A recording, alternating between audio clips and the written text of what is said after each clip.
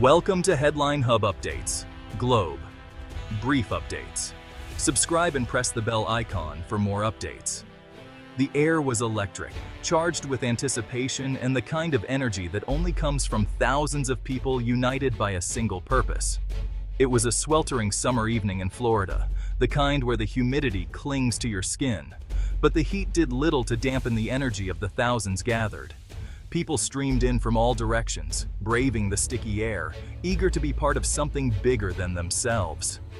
Red, white, and blue banners waved under the stadium lights, creating a sea of patriotic fervor that seemed to pulse with every cheer and chant. The crowd was here for one reason, for one man. Every eye was fixed on the stage, every conversation buzzing with expectation. When Donald J. Trump walked onto the stage, the roar was deafening, echoing off the stadium walls and rolling out into the humid night. He moved with his signature confidence, soaking in the adoration, waving and smiling as if greeting old friends. He spoke of the economy, of borders, of making America strong again. His words were familiar, but the passion behind them was unmistakable. The familiar refrains were met with thunderous applause, each phrase fueling the crowd's excitement and sense of unity. He paused, leaning into the microphone, a glint in his eye, as if about to reveal a secret that everyone had been waiting to hear. "You know, we used to have this thing," he began, his voice dropping slightly, drawing everyone in. "The Panama Canal." The words hung in the air, heavy with implication. A murmur went through the crowd, a ripple of surprise and curiosity. "We built it, we paid for it, and it was a masterpiece, a symbol of American ingenuity and determination." And then, a very foolish president, Jimmy Carter, gave it away for $1. "Just $1, he repeated, shaking his head in disbelief. $1, can you believe it? We gave it away." The sense of outrage in his voice was unmistakable. The crowd's murmur turned into a low growl of agreement, a shared sense of injustice spreading through the stands. Trump then delivered the line that would dominate the news cycle for days to come, a statement that would echo far beyond the stadium. "They're making a fortune now. Panama. And you know who else is getting rich off it? China." His words cut through the night, stirring the crowd. "We should have kept it. Maybe we should just take it back." The suggestion was bold, provocative, and it electrified the audience. The statement hung in the air for a split second before the crowd erupted, the tension breaking like a wave. Chants of take it back," began to ripple through the stands, growing louder and more insistent with every repetition. In that moment, under the hot Florida lights, a decades-old international agreement was reduced to a talking point, a rallying cry for the crowd. The rallygoers didn't need the details. They had the headline. The facts were less important than the feeling of unity and purpose. Trump had once again tapped into a deep vein of American sentiment, a feeling that the nation had lost its way and given away its power. In that stadium, for that night, he had reignited a sense of pride and purpose, reminding his supporters of what they believed America could be. Before the rally even ended, the shockwave was already spreading, racing through the airwaves and digital feeds. In newsrooms across the globe, producers and editors scrambled to verify the story, coordinate coverage, and prepare for the inevitable public reaction. Trump calls for U.S. to take back Panama Canal. The words dominated headlines, instantly becoming the focal point of every major outlet. The headline was explosive, a perfect storm of history, nationalism, and geopolitical tension, reigniting debates that many thought were settled decades ago. On television screens, chyrons flashed the breaking news, while anchors scrambled to provide context and analysis. Analysts were hastily called in, many caught off guard by the sudden escalation and the potential consequences. In Washington, D.C., the reaction was swift and divided, with political operatives quickly drafting statements and strategizing responses. Some lawmakers quickly dismissed the comment as campaign bluster, brushing it off as just another headline-grabbing remark. Others expressed deep concern, fearing it could undo years of careful diplomacy and strain international relationships. Meanwhile, in diplomatic circles, the statement landed like a grenade, sending shockwaves through embassies and foreign ministries. Ambassadors in Panama City and at the Panamanian Embassy in Washington were immediately on the phone with their respective governments, seeking guidance and reassurance. The State Department was likely flooded with inquiries from allies and adversaries alike, all demanding clarification and next steps. The financial markets also took notice, with traders and analysts watching for any sign of instability or opportunity.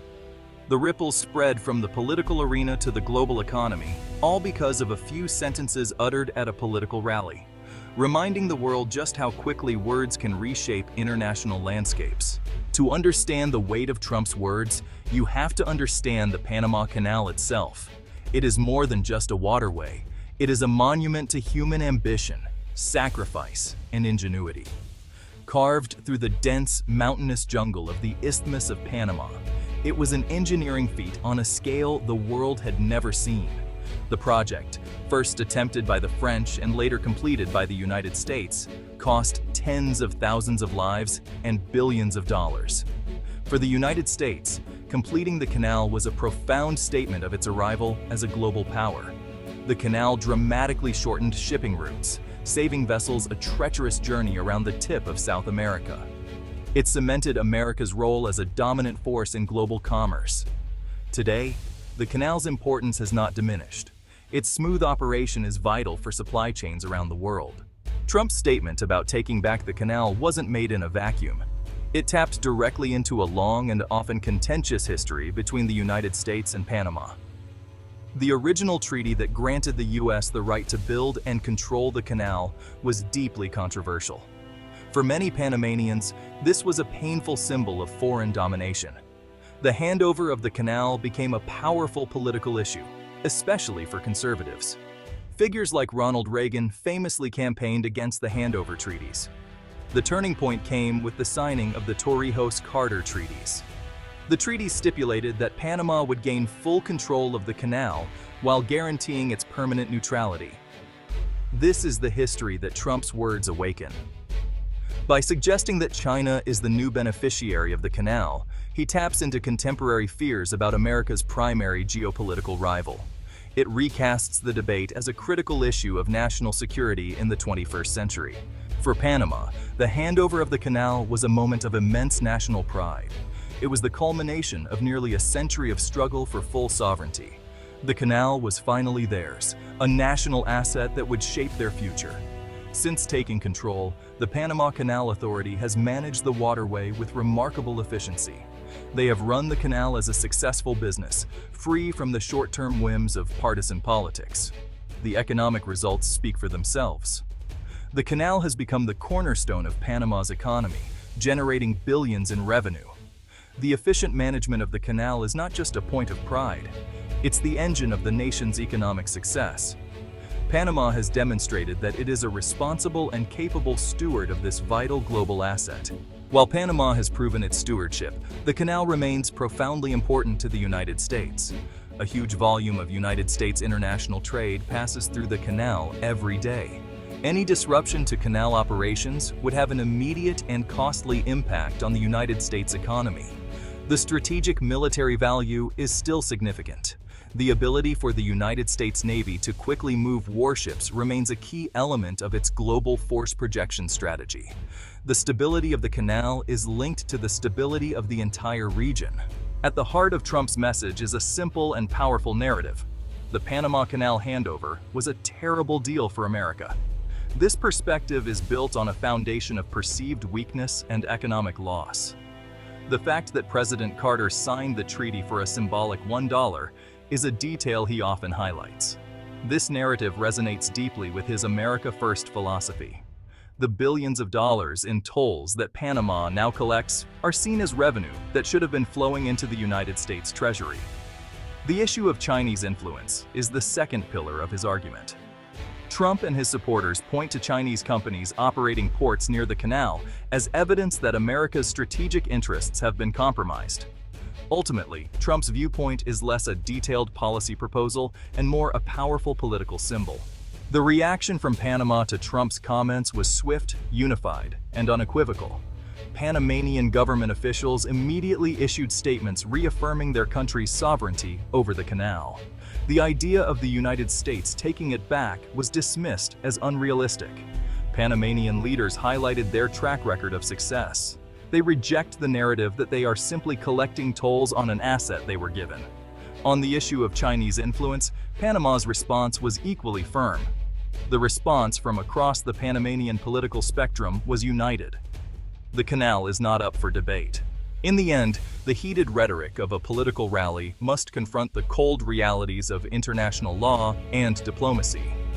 While bold statements may energize crowds, the world stage demands a more measured, thoughtful approach, one that values negotiation over confrontation. The notion of the United States simply taking back the Panama Canal is a fantasy, disconnected from the practical and legal frameworks that govern international relations. It is barred by the Torrijos-Carter treaties, which are binding international agreements, recognized and respected by the global community. The future security and efficiency of the Panama Canal do not lie in threats or unilateral actions, but in stability, cooperation, and shared responsibility. They lie in strengthening the partnership between the United States and Panama, building trust through ongoing dialogue and joint initiatives. Addressing concerns requires dialogue, collaboration, and mutual respect, ensuring that both nations' voices are heard and valued at the table. Respect for Panama's sovereignty is the non-negotiable foundation for any productive relationship, and it is essential for lasting peace and progress. The United States can best protect its interests by treating Panama as the sovereign and equal partner that it is, fostering goodwill and mutual benefit. The path forward requires a commitment to diplomacy and a recognition that the destinies of the United States and Panama are linked, not just by geography, but by shared economic and security interests. The canal can either be a source of needless conflict or a shining example of a modern partnership, one that sets a standard for international cooperation in the 21st century.